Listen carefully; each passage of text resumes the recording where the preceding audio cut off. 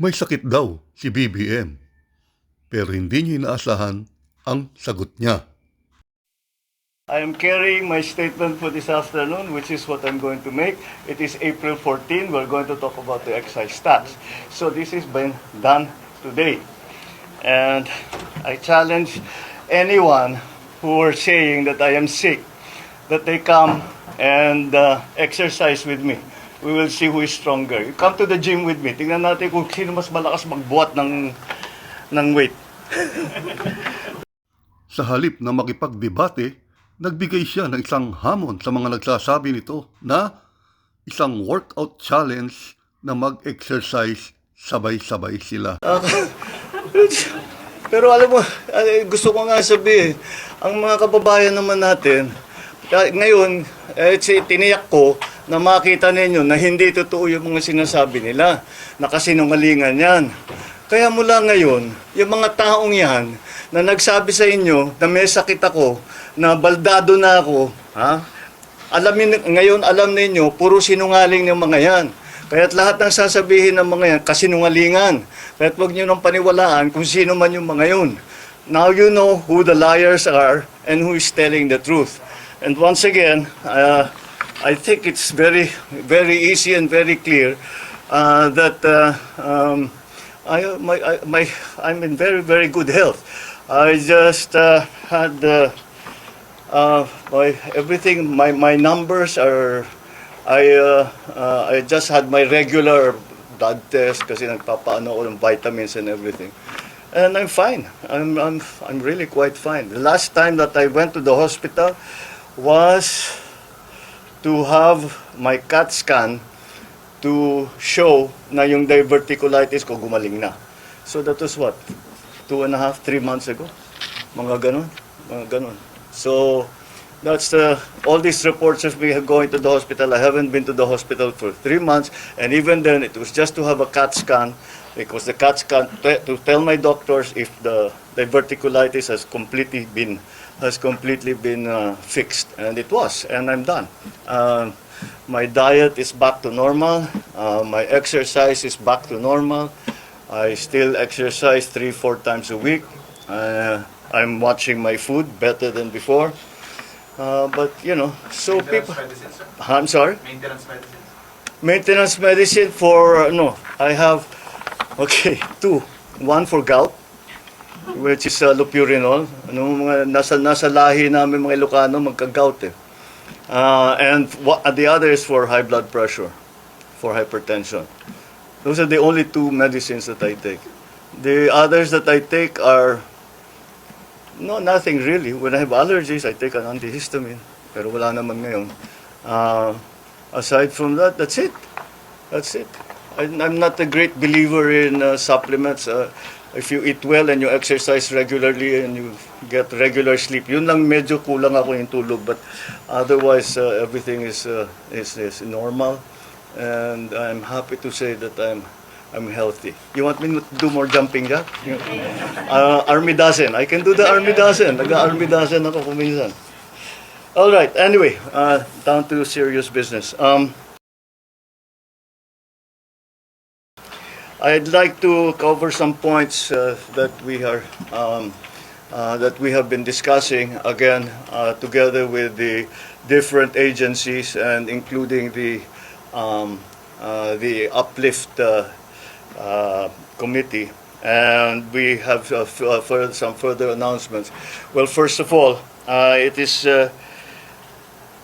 we are able to say that these are the steps that we have been taking so that we are trying to alleviate and try to mitigate the effects of the oil crisis. Umaasa sana kami na maganda na yung maging peace talks between the US and Iran. Ngunit mukhang hindi sila nakabuo ng deal. Kaya kailangan patuloy pa rin ang ating mga ginagawa para tulungan ng ating mga kababayan. Unang-una, nais kong nabanggitin na wag pong mag-alala ang ating mga kababayan dahil sapat naman ang supply natin sa mga pangunahing pagkain, mga bigas, mais, gulay, asukal, isda, karne, manok, itlog. at lahat ng ibang produktong pagkain. At nakikipag-ugnayan tayo sa industriya, patuloy din ang ating pakikipag-usap sa kanila. At hanggang sa katapusan ng Abril ay hindi magbabago ang presyo ng mga pangunahing bilihin. Kabilang na dyan, magsardinas, tinapay, instant noodles, bottled water, kape, gatas at delatang karne. Ikalawa, binawasan natin ang buwis sa produktong petrolyo na direktang ginagamit sa pang-araw-araw na buhay. Dahil April 14 na ngayon, April 14 tomorrow, where the authorization, the authority that we asked from Congress begins to apply. Binawasan na natin ang buwis sa produktong petrolyo na direktang ginagamit na pang-araw-araw sa pang-araw-araw na buhay ng ating mga kababayan. So sa ilalim ng kapangyarihan na binigay sa atin ng batas, tinanggal ko na ang excise tax sa LPG at sa kerosene. Ang katumbas nito ay 3 piso at 36, how much is this? 336. 3 pesos 36 ang bawas ng kada kilo ng LPG, halos 37 pesos sa isang tangke ang mababawasan ng presyo. At 565 pesos 60 centavos kada litro ng kerosene. Ibig sabihin, mas mababa ang gastos sa pagluluto at sa araw-araw na pangangailangan ng bawat pamilya. Pangatlo, inaayos na natin ang sistema sa pagpasok ng pagkain sa bansa para mapababa ang presyo, mapabilis at sa ganung paraan mapababa ang presyo. Inutusan ko na ang Department of Agriculture at saka yung Tariff Commission pababain ang taripa sa mga inaangkat na pagkain upang makatulong sa pagbaba ng presyo para sa ating mga namimili. Pero malinaw ang directive na ito. Hindi ito pwedeng gawing basta-basta. Bawat hakbang, malinaw ang proteksyon sa ating lokal na produksyon.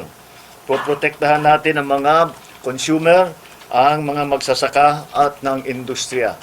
Yan ang ating hinahanap na balanse dahil everything, as you know, the economy is a complicated system. Kaya kung may gagawin ka sa isang bahagi, may epekto yun sa kabilang bahagi. Kasabay nito, pagbibilisin na rin ang pagproseso ng mga permit tulad ng SPSIC, Certificate of Necessity to Import, para mas mabilis makapasok ang kinakailangang pagkain at mas mababa ang magiging halaga. Inalis na rin ang toll fee sa mga fish port upang hindi na ito makadagdag sa presyo ng ating mga pagkain. Nakikita natin na may mga magsasaka na napipilitang itapon ang kanilang ani dahil sa overproduction sa sobrang baba ng presyo ng bili. Hindi natin ito papabayaan magpatuloy.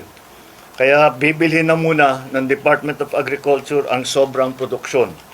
Makikipagtulungan din tayo sa mga local government para bilhin din ang mga gamit na ito at magamit din nila para ipamigay nila sa tao. Ang pamahalaan ang sasalo nito para hindi masayang ang ani, hindi malugi ang ating mga magsasaka at mapapakinabangan naman ng ating mga namimili. At para sa mas maraming makinabang, papalawakin pa natin ang bentang bigas program. Dadamihan ang tindahan, habaan ng oras ng pagbenta, lalo na para sa ating mga senior citizen, para sa ating PWD at siyempre mga single parent. Pangapat, ibababa din natin ang gasto sa pagdaan ng pagkain mula sa pantalan hanggang sa merkado. Sa Cebu Ports Authority, sa Subic Bay, binawasan o sinuspindi ang iba't ibang binabayad na mga fees at para ito ay maramdaman ng tao at kahit tumataas ang ibang produkto ay hindi masyadong mabilis ang pagtaas o at least matigil natin ang pagtaas. So mababawasan ang gastos mula sa anchorage, sa berthing fee, cargo handling and storage fees para hindi na ito madagdag sa presyo ng pagkain. Ang Philippine Ports Authority ay ibinaba sa piso ang RoRo terminal fee para sa mga sasakyang nagdadala ng agricultural products. Dahil layunin natin na panatilihing sapat ang supply, pigilan ang pagtaas ng presyo at tiyakin tuloy-tuloy ang hanap buhay ng ating mga kababayan. Hindi tayo titigil hanggang maramdaman ninyo ang tunay na ginhawa sa inyong pang-araw-araw na buhay. Maraming salamat sa inyong pagtitiwala. At bukas, we will have another uplift meeting again to discuss what are the other strategies that we can employ to keep prices down, to make sure, first of all, what we will do tomorrow is to make sure, first of all, that the supply both of oil and of food products and all the other raw materials that we need to continue the running of the economy is going to be normalized. We, as I said in one of the last press conferences I had, that it is very important that we watch the prices now. Oil we cannot do very much about, but we also have to we can make sure what we can look at and do that. That's why ito is centered dun sa presyo ng pagkain. All of these measures are mostly centered around the price of food, to keep the price of food down. The supply of food as well is also something that we think we can assure the public of, that maganda naman ang takbo so far ng ating sa agrikultura. Yun lang, yun na nga, yun ang mga nakita nating report na yung mga inani na produkto na hindi na basta iniiwang na lang masira dahil masyadong masyadong mababa na ang profit, halos walang kikitain. Kaya since walang kikitain, dahil tumaas yung presyo ng lahat at ganun pa rin ang presyo ng pagbenta, ay iiwasan natin yon. Kaya para yung mga farmer natin, yung mga producers natin, ay meron din silang kikitain. Market worth, kailangan para tuloy-tuloy ang kanilang pag-ani, tuloy-tuloy ang kanilang pagtanim. Dahil yun na nga, yung ina-assure natin yung supply ng pagkain. Supply at saka presyo. It is the balance that we are trying to achieve, because simple lang naman ito. Hapag, it's the same as kagaya ng nakita ninyo sa langis. Kung masyadong babain ang presyo ng langis, ay sasabihin ng mga importer, hindi na kami kikita, hindi na kami mag-i-import. Masisira naman yung supply natin. Okay? It's the same thing. Yung mga farmers, sinasabi nila masyadong mataas na ang binabayad namin doon sa transportation cost, sa lahat ng mga iba't ibang cost, at mababa pa rin ang presyo ng pagkain ng kanilang ani. So hindi na sila kikita, kaya hindi na binababa. Hindi na dumadating sa merkado yung kanilang produkto. Kaya aayusin natin yan. We will continue to support the farmers, but we will also keep the prices down.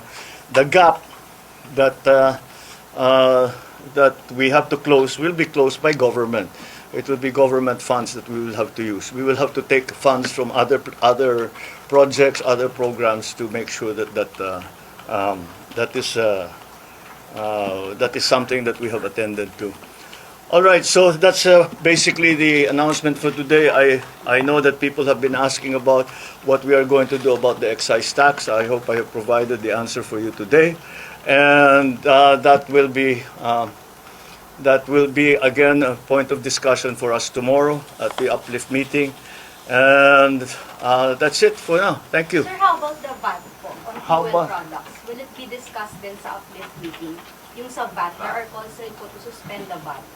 I think it's time to explain. Here's the thing with the VAT, especially the VAT on oil, on petroleum products. The VAT on petroleum products, we are going to get a windfall profit from that, because tumaas yung presyo ng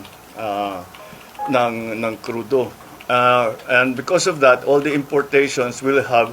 At the present VAT rate, we will get extra funds from that. those if we take away the VAT on petroleum products, it will only help the petroleum market. What we need is funding to help the entire society. Hindi pwedeng yun lang, titignan lang natin is the petroleum. Kasi sinasabi ng mga tao, bakit puro transport workers lang ang tinutulungan nyo? Paano kami? Bakit the other? We also have to take care of the other sectors. So with the additional funding that we will get from the VAT collections, yun ang gagamitin ngayon natin to provide. That fund will not exist if we remove the VAT on petroleum products alone. So that's the reasoning behind. We will still examine it. You know, like I keep telling you, there's nothing that we are not looking at as a possible option. We are looking at all the options. If the time comes that it really calls for, the time will come that VAT should be brought down for whatever products, then we will certainly study it very well. Right now, the balance, the cost-benefit analysis between the VAT collections and the benefit to people, to ordinary people, still favors that we collect VAT and we use the extra funds to provide subsidies, to provide cash benefits, to provide all of those subsidies that we have been able now to provide, that we have to provide now, so people to normalize people's lives. Yeah. Sir, bakit po hindi nakasama yung diesel and yung gasolina doon sa oil? That's to be discussed tomorrow. Thank you, sir. All right, thank you. Kayo, Thank you, ano sir. ang masasabi ninyo? Comment down below. At para makapagpatuloy pa tayo sa series na ito kung ano talaga ang kalagayan at kalusugan ni PBBM. Okay?